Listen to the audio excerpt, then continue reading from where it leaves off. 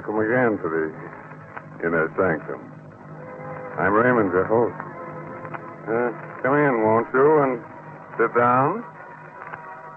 Well, very nice to see so many of you here. People who believe in black magic, haunting, and ghosts. Huh? Oh, you don't believe in them? Well, our story tonight is about some sailors who didn't believe in them either. But it didn't take them very long to find out that such things did exist, that they were wrong, dead wrong.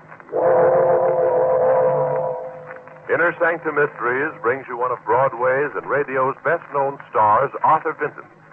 Tonight, Mr. Vinton appears as Captain Bates in Dead Reckoning, an original radio drama by Robert Newman.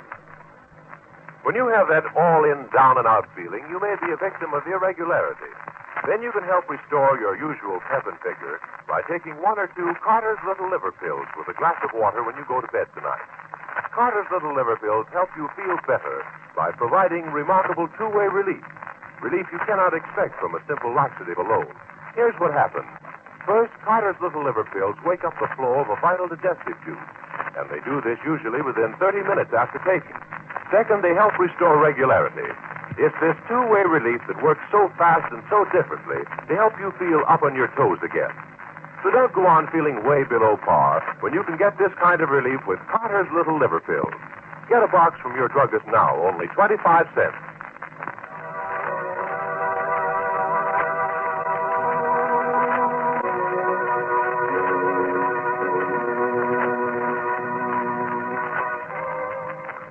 And now I think we're ready.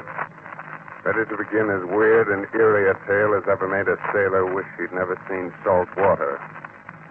A story of something that came out of the fog to drag men to death in watery graves. So, if your nerves are good and you're not afraid of nightmares, then turn down the lights and listen to Dead Reckoning. The great banks which lie off our eastern seaboard, perilous waters, shrouded throughout most of the year by heavy fog. Slipping through the thick gray pall, this fog-horn wailing like a lost soul, is a small tramp steamer. It is late afternoon. There are two men on the bridge. Suddenly, the door of the wheelhouse opens. Afternoon, Mr. Ross. Good afternoon, Captain. Weather still is pretty dirty, eh? It's thicker than ever. You got lookouts posted? Just one man in the bow and one aloft. Good. I've been sailing these waters for 20 years, and I'm never really happy till I'm off the bank. I know, sir. Guess it's the fog. Never knowing what's ahead of you. What's likely to come out of it. Something's ahead, sir. Just off the port bow. What? Where? There it is, a schooner. It's almost dead ahead. Put your helm over hard. Hard over it is, sir. He's still coming with... There, we're just clear astern. Another half minute, we'd have cut her in two. Ahoy, you lubbers! What in thunder's the matter with you? Why aren't you sounding your foghorn?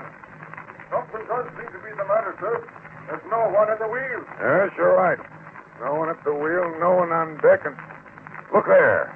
A distress signal. You'd better look into this. Half speed astern. Half speed astern, sir. Half speed astern. What do you think it is? I don't know. But she looks to me as if she's been abandoned. Maybe you'd better lower a boat, Mr. Ross. There is someone aboard it, sir. Look, just coming up from below. Great Scott, he's dived overboard. He's swimming this way. Up forward, Mr. Ross, and heave him a line. And when you get him on board, bring him up here. Aye, aye.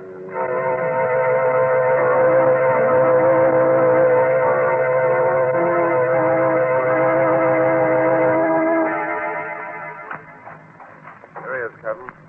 Kind of rocky. Got banged up a bit before we can haul him on board. Take it easy there. I'm all right. Listen, Captain. Get away from here fast. Get away? What about the schooner you jumped off? The rest of the crew? Dead. Every last man. Dead? I'm the only one left alive. Dead of what? That thing got them. One after another. That gray thing from the sea. If I hadn't locked myself in the galley, it What would are have... you talking about? Oh, I'm sure you'd better lower a boat. Take a look-see, Mr. Ross. Aye, aye, sir. No, no. No, you fools. Don't you realize that it's still there on the schooner? He wanted to follow you back here, kill you off one by one, too. Don't you realize? Oh, here, catch him on. All right, sir. I've got him. Good. All right, inside here to my cabin. All right. Put him in on my bunk, yes? There we are. Poor devil. He was shot. Think he's out of his head, sir? I don't know. It might be all imagination. On the other hand, We should investigate. I'll take a boat over and see what I can see.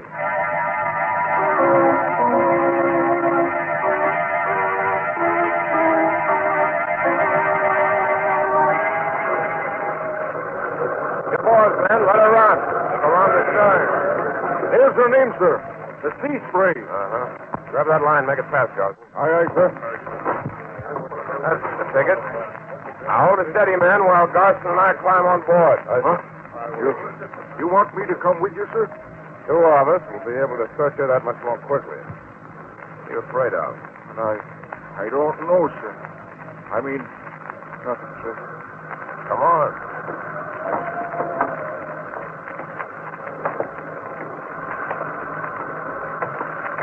She still got all her sails set, sir. And everything battened down, just as if there was nothing wrong. Ahoy, anybody about? Ahoy! Huh. Well, let's go below. But what's the need of that, sir? If there was anybody down there, wouldn't they answer? Suppose they're sick. Suppose it's the plague or something. Well, okay, sir.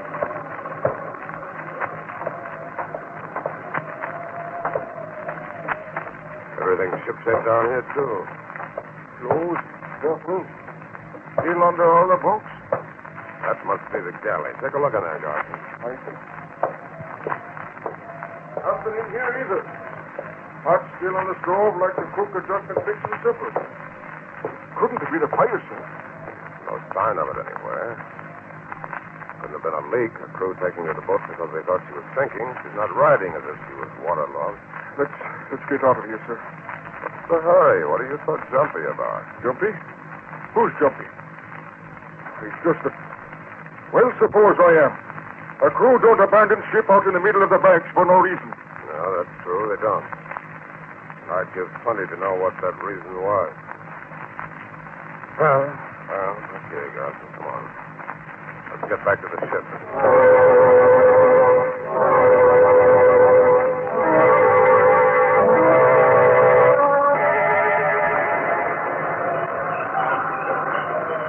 Make sure the boat's in place and everything's stowed properly before we get underway, man. Right, sir, we will. Oh, there you are, Mr. Ross. Well, what'd you find out? Nothing, sir. Nothing? Now, what do you mean? Just that, sir. We didn't find out a blessed thing.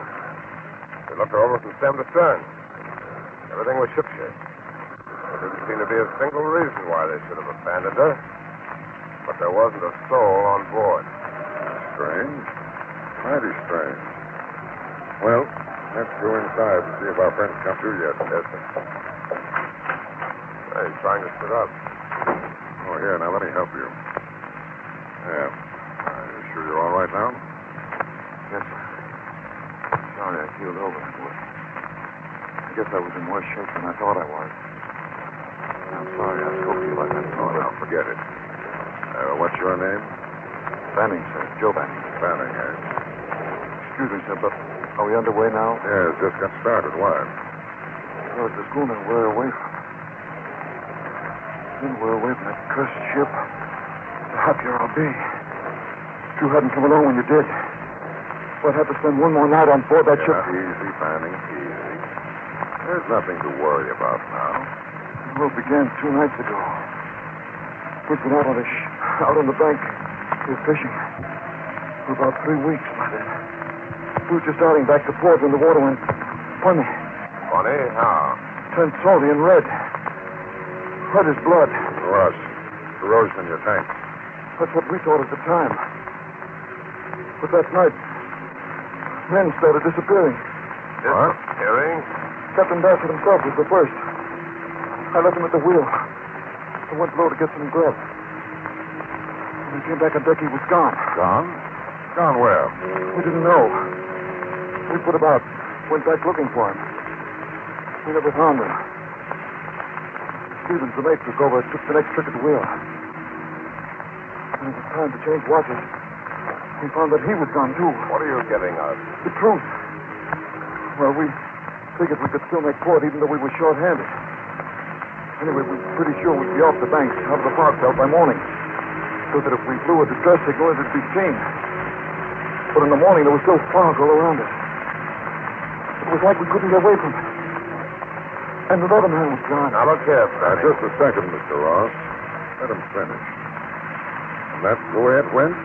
One man after another disappearing with no way of telling where they'd gone or what had happened to them? Not exactly, sir. 2 more men went that day.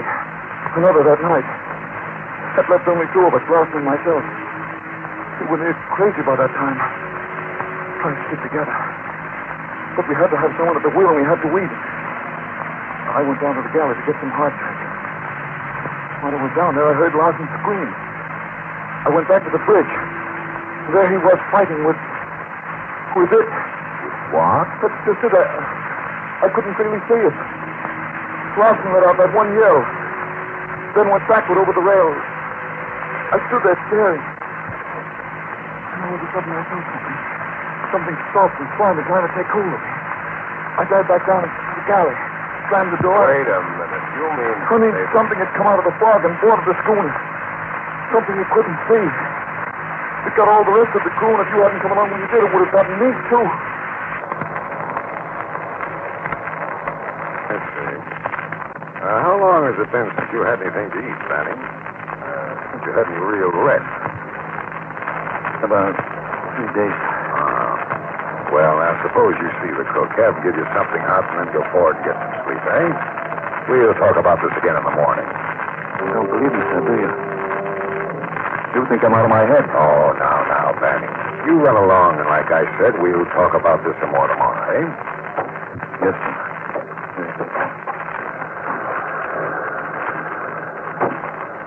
You don't believe him, do you, sir? You mean you do? Well, I don't know. But I won't be sorry when we get off the banks out of this fog tomorrow.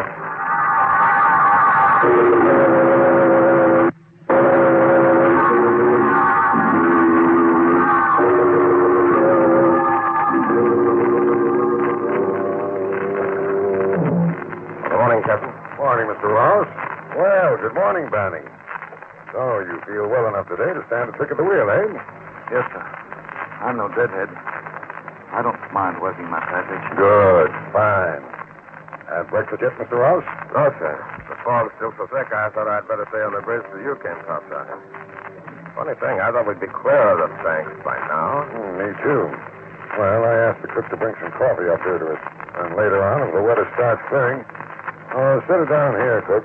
Aye, aye, sir. Anything the matter? What are you waiting for? Just for you to try the coffee, sir. Try it? What's wrong with it? What is wrong with it? It tastes terrible. What did you put in it? I didn't put anything in it, sir. It's the water. It's gone funny. Funny? Turned kind of red and queer looking. Captain, that's what happened on the sea spray just Now, before. quiet, Banning. It's probably just rust, cook. Is it, sir? Does rust taste salty? I say it's rust. And I don't want you to mention this to the crew. Very well, sir. So how are you going to keep him from finding it out for himself, sir? Oh, I almost forgot, sir. Sparks asked me to give you this. Oh, yes, the radio check on our position. Check it with the chart, will you, Mr. Ross? Yes, sir. Just finished taking the log reading and working it out, and that's... Great Scott. This doesn't make sense. What doesn't? Look here. Here's where I figured we should be, clear of the bank. Well? And here's our radio position, still in the middle of the bank. Right where we were yesterday. What? But that's impossible. We've done a good 200 miles since yesterday. Of course, that's just by dead reckoning. Dead reckoning. That's just what it is. Banning. You fools, I warned you, but you didn't believe me. The water turning to blood, the ship sailing around and round in the fog, unable to get away. That's what happened on the sea spray. That's what's happening to us. Don't you realize what that means? That thing from the sea. It's here on board this ship.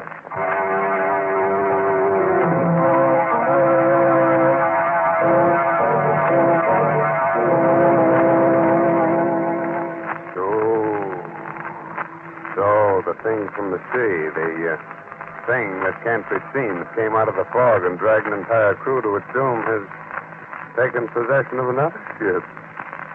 Will the same thing that happened to the Sea Spray happen again? In just a moment, we'll find out. Meanwhile... Don't sit back and envy the life of the party all that pep and ginger. You may suffer a headachy, sluggish feeling due to irregularity, but thousands of others do too. And many of them shake it off by taking Carter's Little Liver Pills. Try them tonight according to the directions on the package. Then tomorrow morning, see if you don't feel you can lick your weight in Wildcat. Here's the sound medical reason why Carter's Little Liver Pills are so effective. They can give you two-way relief for sluggishness, something you cannot expect from a simple laxative. First, Carter's Little Liver Pills wake up the flow of a vital digestive juice, and they start to do this usually within 30 minutes after taking. Second, they help restore regularity. It's this two-way relief that helps you feel better.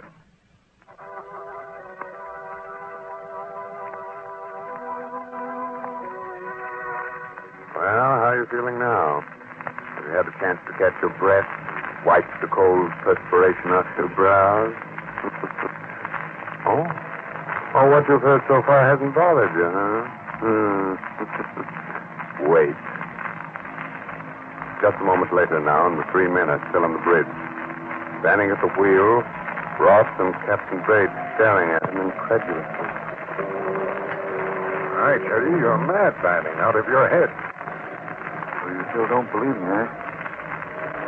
Did the water turn into blood or not? Of course it didn't. That's nonsense. It's just rust, corrosion in the tank. And the fact that we're still in the same place you were yesterday after sailing for 24 hours? Our figuring was just off, that's all.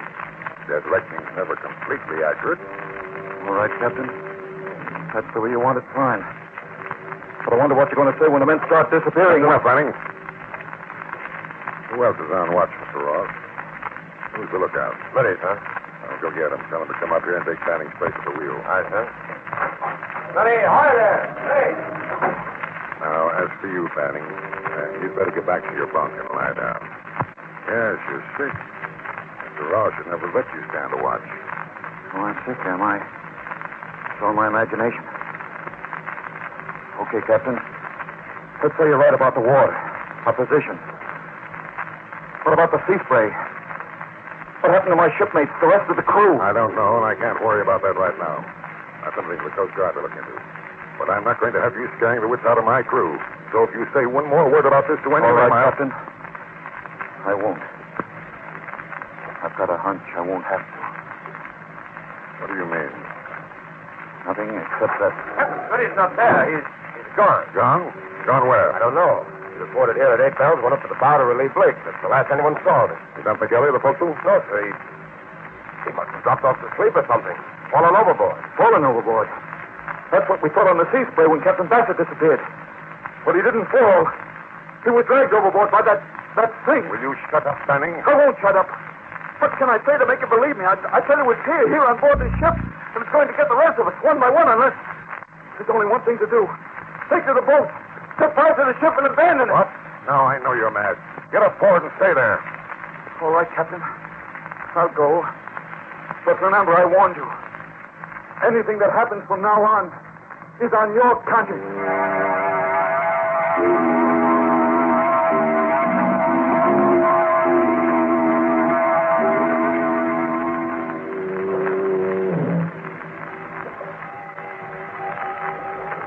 Six bells and all's well. Keep where she goes, Carson. South-southwest. Aye, sir. South-southwest. Blasted fog. Still as thick as ever. That's the ship's length ahead. Oh, sir. Begging your pardon, sir. Yes? Shouldn't we be off the banks out of the fog by now? I know, Carson. We evidently made a mistake in our reckoning. According to the radio compass bearing we got this morning, we're still around the middle of the banks. Won't be clear until tomorrow. I see, sir. Oh, by the way, Carson, what are the men saying about Smitty disappearing that way? Why, nothing, sir. Except... Yes? Well, sir, they can't understand how he could have fallen overboard with the sea so calm. And then there's this here business of the water turning funny. They're feeling kind of jumpy about that, too. Yeah, well, what's that? Looks like a small craft fishing boat. Bessie is off the starboard, sailing parallel to us. A schooner. Who's up at the bows? Look out. Blake, sir. Well, what's the matter with him? Is he asleep?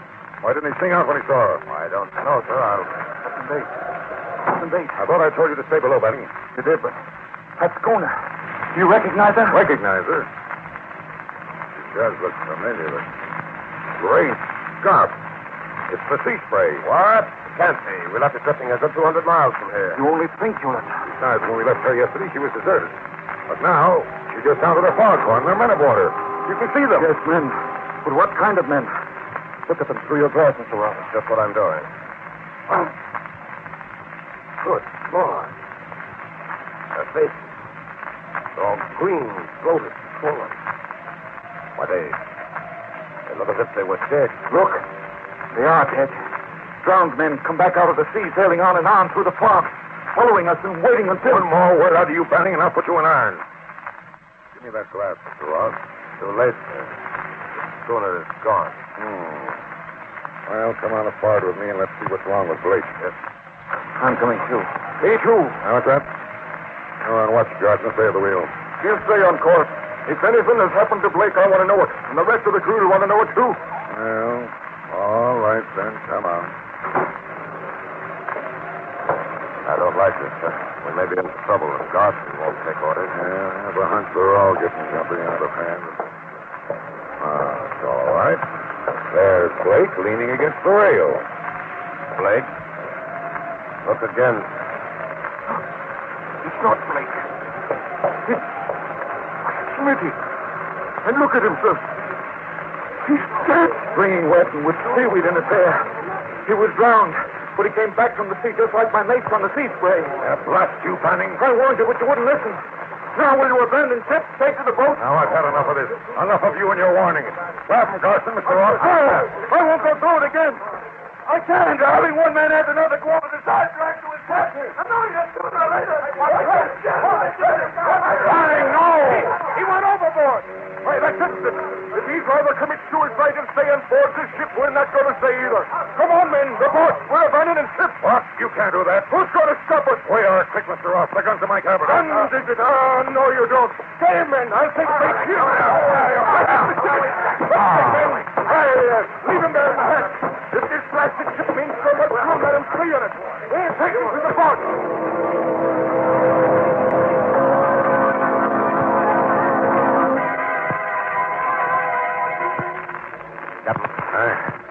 Captain Bates.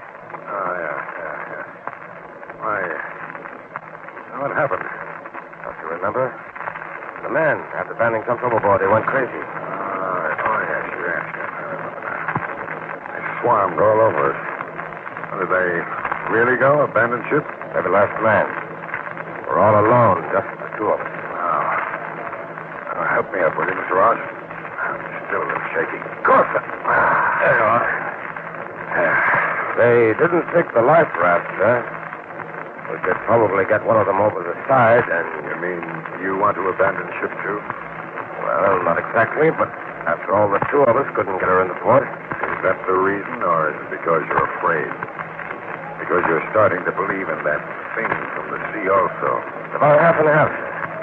I mean, well, after all, everything that's happened so far, finding the sea spray deserted, Smitty and Blake disappearing, then Smitty coming back, drowned. Very well, Mr. Ross. I'll help you launch a life raft. If you like, you can go. But I'm staying with my ship. Well, in that case, I'll stay with you, sir. Good man. I kind of thought you would. What's our first move? Up to the radio room. We'll send out an SOS. Ask for help. Right, sir.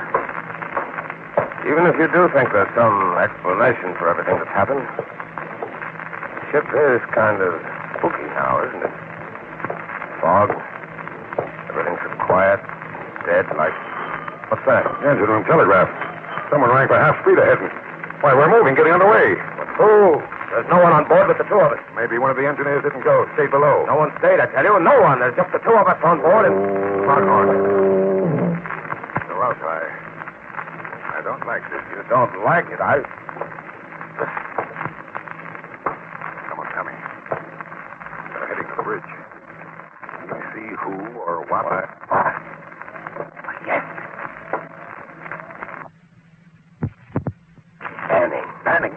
It can't be. He jumped overboard. He's dead. Yes. Smitty was dead, too, but he came back and... Where are you going? I'm going to get to the bottom of this. I'm going to see if a corpse can fight back. Captain, wait, I... Look out, Captain, he's got a gun. I've got it. Well, oh, you're not dead, Banning. And it was you that was behind all this. I don't know what you mean. Now, you listen to me, Banning. 2 of my men have been killed. The rest of them are out there in that fog place. Either you talk, tell me what you were up to, how you did it, or I'll let you have it right between the eyes. You wouldn't dare. Oh, I wouldn't, eh? Give me that gun, Ross. No, don't. All right, I'll tell you. It wasn't me that was behind it. It was Abner Dean. Abner Dean? Yes. He thought up this idea. Scaring a crew into abandoning ship, then picking it up and claiming salvage. Salvage? Oh, of course. Why didn't I think of that? But how did you work it? There wasn't anybody on the sea spray when I boarded her. Of course not. As soon as we spotted you, Dean and the rest of the crew got into the dory, pulled away into the fog until after you searched the schooner. Meanwhile, I had 2 jobs to do. Acted from the binnacle to throw your compass off so you'd sail in a circle. And drop a chemical into the water tanks that would turn the water red. And what about Smitty and Blake? I killed him. I dropped Smitty's body over the side with a rope tied to it so I could haul it up again. Fifth Blake and chain lock. Are you cold-blooded murdering? Fog on and it sounds It's the sea spray. They're cruising around waiting for me to pick them up. And there they are. Dead ahead. So we'll have Ross. Hurry, we're heading straight for him. If we don't gear up, we'll hit him.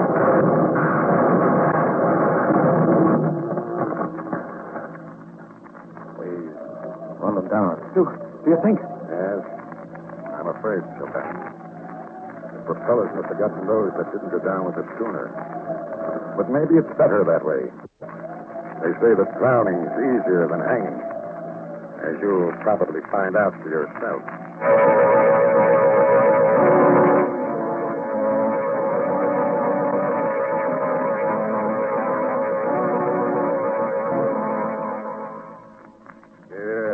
Yeah, what's that?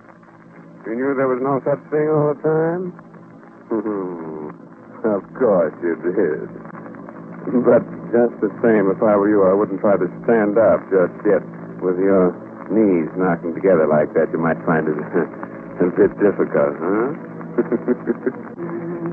But I do hope you enjoyed tonight's story. Glad you'll be with us again next week at this same time. And if in the meantime you should happen to take an ocean trip, and if while you're out you should run into heavy weather, and while you're standing alone on the deck at night, something should reach out of the darkness and grab hold of you. But don't worry. It won't be the thing from the sea. It'll just be one of the other passengers trying to find his way to the rail. Oh, yes. If you hadn't done so, be sure to read this month's Inner Sanctum mystery, Footsteps Behind Her, by Mitchell Wilson. Will you wake up tomorrow morning feeling chipper and spry? Or will you crawl out of bed with that sluggish, headachy, what's-the-use feeling due to irregularity? Well, try this. Just before you go to bed tonight, take 1 or 2 Carter's Little Liver Pills with a glass of water. Then see if tomorrow morning isn't rosy and bright. See if your usual pep and cheerfulness aren't back. There's a sound medical reason why Carter's bring you these remarkable results. Carter's Little Liver Pills provide 2-way relief. Relief you cannot expect from a simple laxative alone. First, they wake up the flow of a vital digestive juice. And they start to do this usually within 30 minutes after taking. Second, they help restore regularity. It's this 2-way relief that helps you feel better so fast and so differently.